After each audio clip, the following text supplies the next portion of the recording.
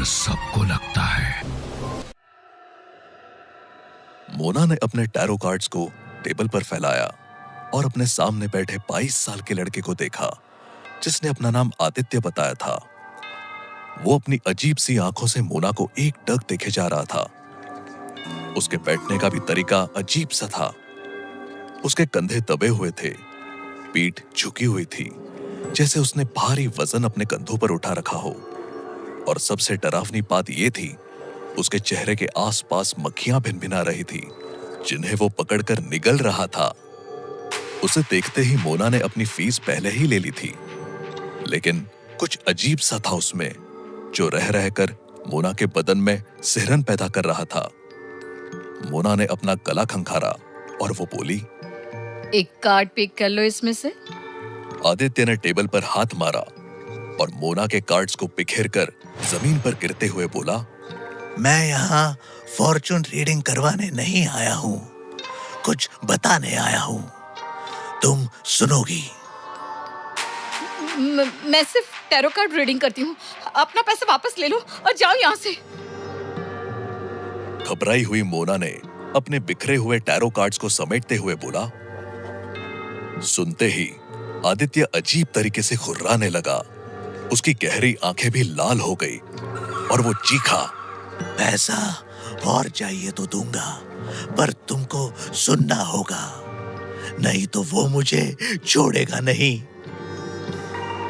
मोना डर से कांप उठी। वो उठकर भाग जाना चाहती थी, लेकिन जिस तरह से आदित्य भयानक होते जा रहा था, मोना को डर था वो उस पर हमला न कर दे। मोना उसकी बात सुनने को राजी हो गई। ये सुनकर आदित्य ने मंडराती हुई मक्खी को पकड़ा और निगलकर बोला, मैं ऐसा नहीं था, मैं पहले ऐसा नहीं था, तुम्हारी तरह था, खूबसूरत जवान। फिर मुझे वो मिला और उसने मुझे ऐसा बना दिया। मोना को चुप देख आदित्य ने उसे घूरा और बोला, तुम जानना नहीं चाहोगी किसने मुझे ऐसा बना दिया? डर से कांपती मोना को पूछना पड़ा, कौन था वो? मुंजया। मुंजिया? मोना ने हैरानी से पूछा। हाँ, मुंजया। वो अभी भी मेरी पीठ पर सवार है। बहुत भारी है वो, पीठ दुखने लगती है। मोना ने ध्यान से आदित्य को देखा। उसकी पीठ जरूर वजन से झुकी हुई थी, पर उसकी पीठ पर सवार कोई दिख नहीं रहा था। मुंजया रात के अंधेरे में निकलता है। जिसकी पीठ पर सवार हो जाता है, उसी को दिखाई देता है। वो ही मुझे यहाँ ले आया, तुम्हें ये सब बताने के लिए। सुनकर मोना कांप उठी। आदित्य ने एक और मक्खी को पकड़ा और निगलकर बोला, मैं पहले ऐसा नहीं था, मीडिया इन्फ्लुएंसर था मैं। अजीब, विचित्र और डरावनी चीजों पर व्लॉग बनाकर अपने मीडिया पेजेस पर डालता था। एक बार कमेंट्स में किसी ने मुझे मुंजया के बारे में बताया।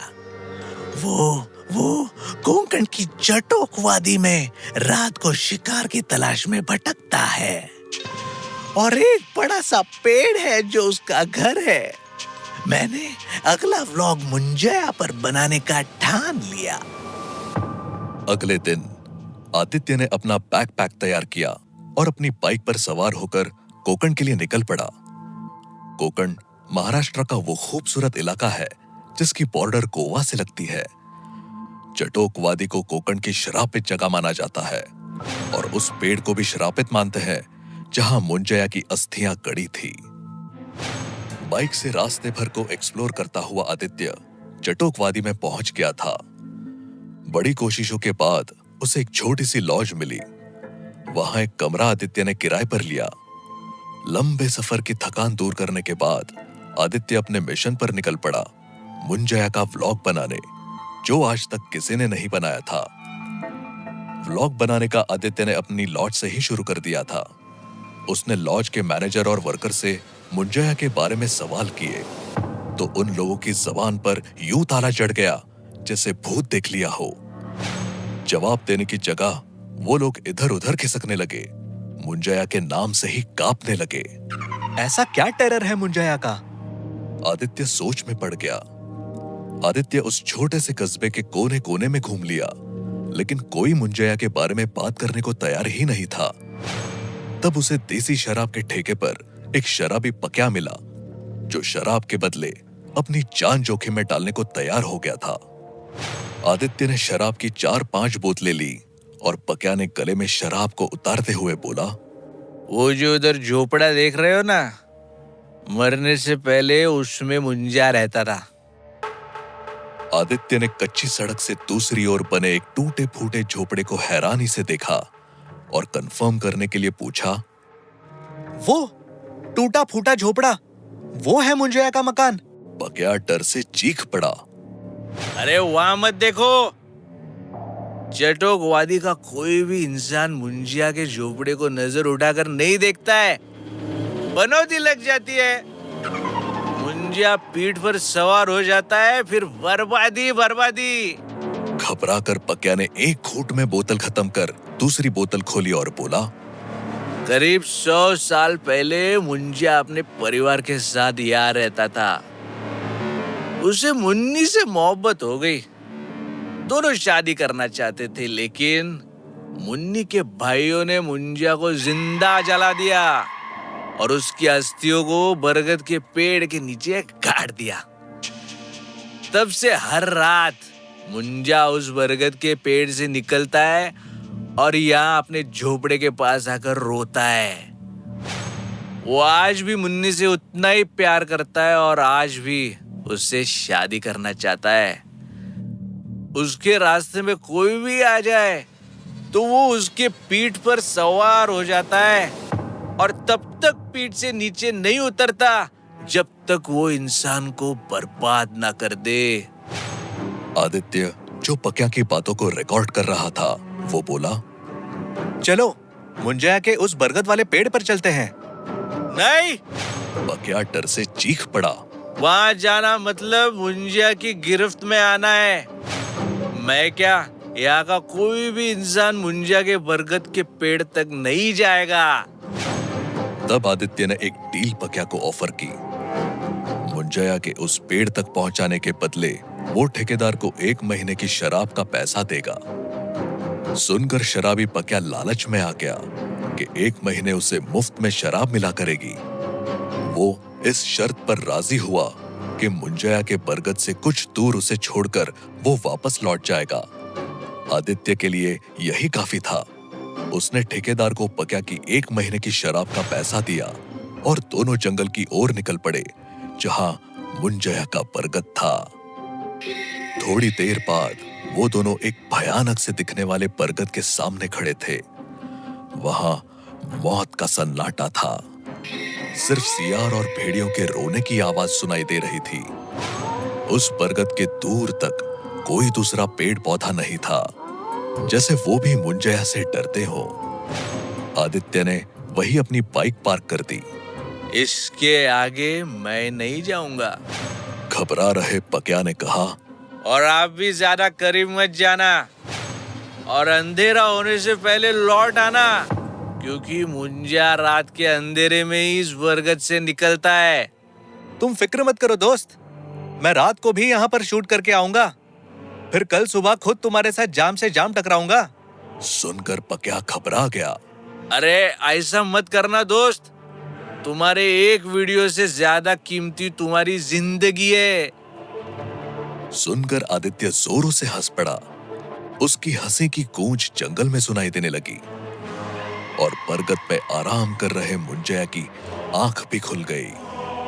वो बरगद की घनी डालियों में से होता हुआ बाहर झांकने लगा और मुंजया ने देखा, हंसता हुआ आदित्य कह रहा था, मैं इससे भी खतरनाक, डरावनी और भूतिया जगह पर पूरी रात रुककर व्लॉग बना चुका हूँ। ये भूत प्रेत मुंजिया टाइप की चीजें सिर्फ हमारी सोच में होती है, हकीकत में नहीं होती। देखना, कल जब हम मिलकर पी रहे होंगे तुम्हें भी मेरी बात पर विश्वास हो जाएगा। लेकिन काश ये आदित्य जान पाता जिस मुंजया को वो वहम करार दे रहा था, वही मुंजया पत्तियों की आड़ में से उसे देखते हुए शैतानी मुस्कान अपने चेहरे पर ला रहा था। आदित्य की बात का पकिया ने जवाब नहीं दिया। वो तुरंत पलटा और वहां से दौड़कर वापस जाने लगा। अब पकिया को डर सताने लगा था कि मुंजया के बारे में इतना बताकर और आदित्य को यहां तक पहुंचाकर कहीं उसने गलती तो नहीं कर दी। कहीं ऐसा तो नहीं इस गद्दारी की सजा मुंजया उसे भी देगा। अब जो हो चुका था उसे बदला नहीं जा सकता था, इसलिए पकिया पागलों की तरह दौड़ता जा रहा था। वो जल्द से जल्द इस जंगल से बाहर निकल जाना चाहता था। पकिया के जाते ही आदित्य ने अपना व्लॉग शूट करना शुरू कर दिया। वो बरगद के उस पेड़ के नीचे पहुंच गया जहां ठीक ऊपर मुंजया उसे देख रहा था। आदित्य ने उस पेड़ को, उसकी आसपास की जगह को अच्छे से शूट करने के बाद बरगद के तने के आसपास उस जगह को तलाशने की कोशिश करने लगा जहां मुंजया की अस्थियों को दबाया गया था। हार कर जब उसे कुछ नहीं मिला तो उसकी नजर आसमान पर गई जहां अब सूरज डूबने लगा था। तभी पत्तियों की आड़ में से एक चेहरा उसे दिखाई दिया, जिसे देखकर आदित्य की सिट्टी पिट्टी गुम हो गई। वो था मुंजया, जो आदित्य को देखकर कर्कश हंसी में हंस पड़ा। मुंजया की कर्कश हंसी तीर की तरह आदित्य के बदन में चुभने लगी। आदित्य तुरंत वहां से दौड़ा और मुंजया वहीं बैठा रहा, क्योंकि रात नहीं हुई थी और वो पेड़ से उतर नहीं सकता था। आदित्य पागलों की तरह दौड़ता अपनी बाइक के करीब पहुंचा कि बरगद की एक जड़ उछली और उसने आदित्य के पैर को जकड़ लिया। आदित्य पागलों की तरह अपने पैर को आजाद कराने की कोशिश करने लगा, लेकिन बरगद की जड़ ने उसे घसीटा और उल्टे पैर उसे बरगद के नीचे लटका दिया। हवा में उल्टा लटकता आदित्य चीखने लगा, चिल्लाने लगा, हाथ पैर मारते मदद के लिए चीखने लगा, लेकिन दूर दूर तक किसी में इतनी हिम्मत नहीं थी कि वो मुंजया के बरगद के करीब भी जा सके। रात हुई। अब मुंजया जड़ पकड़कर आदित्य के करीब आया और अपनी कर्कश आवाज में बोला, कैसे लग रहा है वहम को हकीकत में देखते हुए? मुंजया कर्कश हंसी में हंसा तो आदित्य रो पड़ा। मैं अब कभी नहीं आऊंगा, मुझे जाने दो। तू आया नहीं है, तुझे मैंने यहाँ बुलाया था। तेरी पोस्ट पर कमेंट करके अपने बारे में तुझे ललचाया था। तू वही है जिसका मुझे 100 साल से इंतजार था। मुंजया हंसा और अचानक आदित्य पकड़ से छूट गया। वो गिरा और उठकर पागलों की तरह बाइक की ओर दौड़ा।